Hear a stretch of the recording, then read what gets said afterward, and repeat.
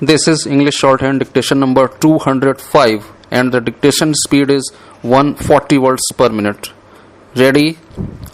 Start. Sir, I am glad to find such a general support accorded to the measure which I had the pleasure of moving this morning. The words of criticism which have emerged are indeed surprisingly few, and most of them came from my honorable friends Mr. Miller and Mr. Joshi. My honorable friend Mr. Miller said that it was necessary that the government should give more information with regard to the measure. I shall always be glad to give him whatever information he wants, if he would kindly let me know the points which are troubling his mind. With regard to the other question which he raised, namely that in his mind there appeared a certain discrimination between the rates we were paying under the War Injuries Ordinance and the rates we proposed to pay under the present measure, I fear he is laboring under a misapprehension. That is because, as I tried to make out, the object of this measure is really to equalize the position of those who are covered by the War Injuries Ordinance and of those who are going to be covered by the present measure.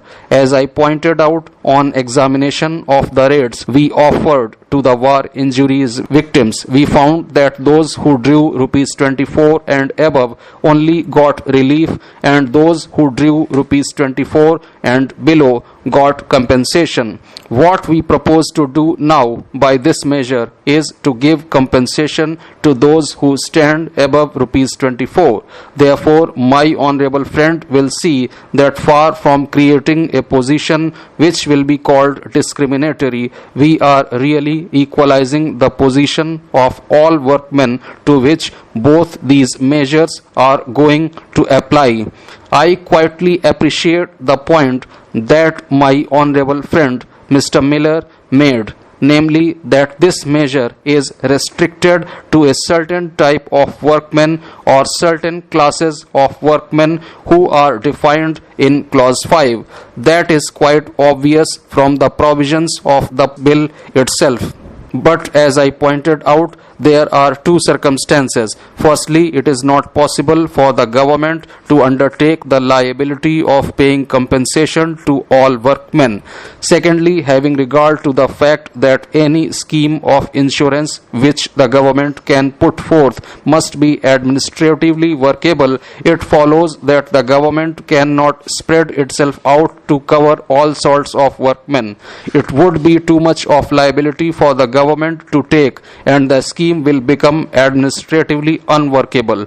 In order that we may run the insurance scheme, it is quite obvious that we must be able to locate an employer on whom we can definitely place the liability and from whom we can recover the premium. In the case of general population, it is not possible to locate someone on whom this liability could be imposed and from whom the premium could be demanded. That is certainly the reason why we have been required to limit the scheme to certain classes of workmen who have been defined in clause 5. My honorable friend Mr. Miller said that we have given no justification for confining our scheme to the classes of workmen who have been defined in clause 5. Some of the answers which I could have given to him have already been given to my honorable friend Mr. Joshi, and I do not propose to repeat them. The answer really is to be found in the statement of objects and reasons itself. The statement of objects and reasons makes it clear that they are exposed to danger in factories and other industrial concerns. That is as good a reason as any could be given for confining this measure to the classes of workmen who are defined therein. It cannot be denied that factories and industries are easy targets for enemy attack, and the people working there are more exposed to danger than the general population. My honorable friend Mr. Joshi raised the point that this bill does not apply to all workmen, and he pointed out two particular cases in which he desired that the provisions of this bill should be extended, namely to the laborers working in Assam on tea plantations and seamen. These are no doubt cases which require some particular answer.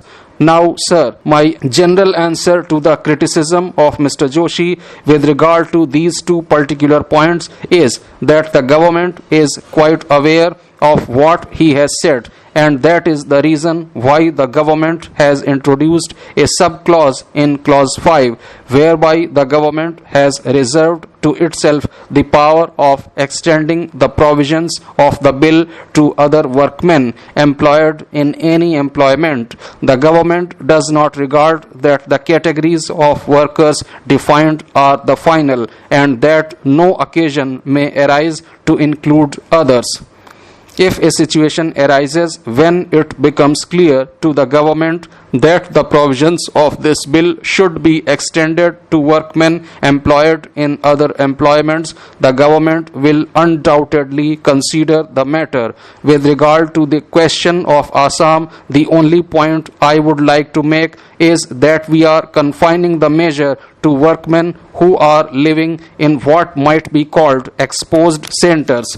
To my mind, and according to the information we have at present, it cannot be said that the tea plantations are exposed centers. If at any time the plantations do become exposed centers and subject to risk, there is no doubt about it that either Mr. Joshi may move in the matter or the government will take notice and see that the provisions of this bill are extended to the laborers in Assam.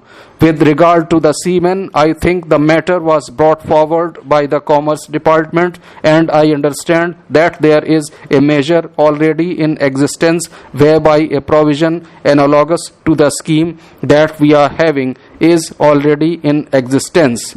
If my honorable friend Mr. Joshi thinks that it is desirable that the select committee should examine and make some provision, and if that provision is not incongruous with the main features of the bill, I will certainly raise no objection for his considering the matter in the select committee. My honorable friend Mr. Miller referred to one or two clauses in the bill. The first was sub-clause 5.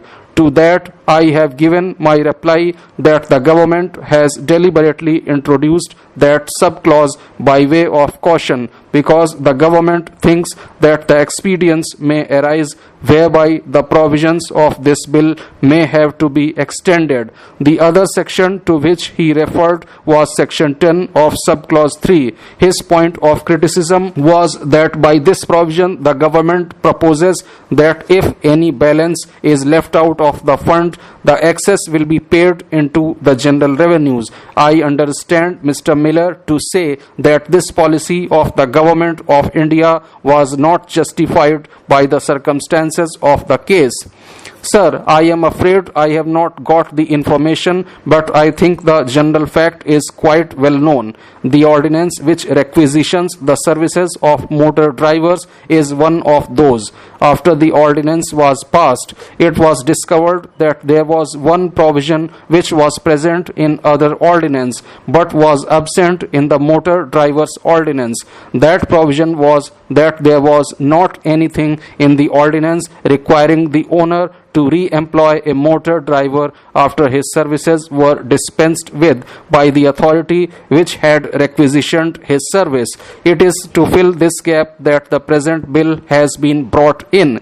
The purposes of the amendment are threefold. The amendment declares the employer's liability to re-employ a driver where his services have been dispensed with by the government. Secondly, it lays down a method for the settlement of disputes as to the liability of the employer. The bill provides reference to authority nominated by the provincial government on their behalf. And thirdly, there is a penalty for non-compliance with the orders passed by the authority.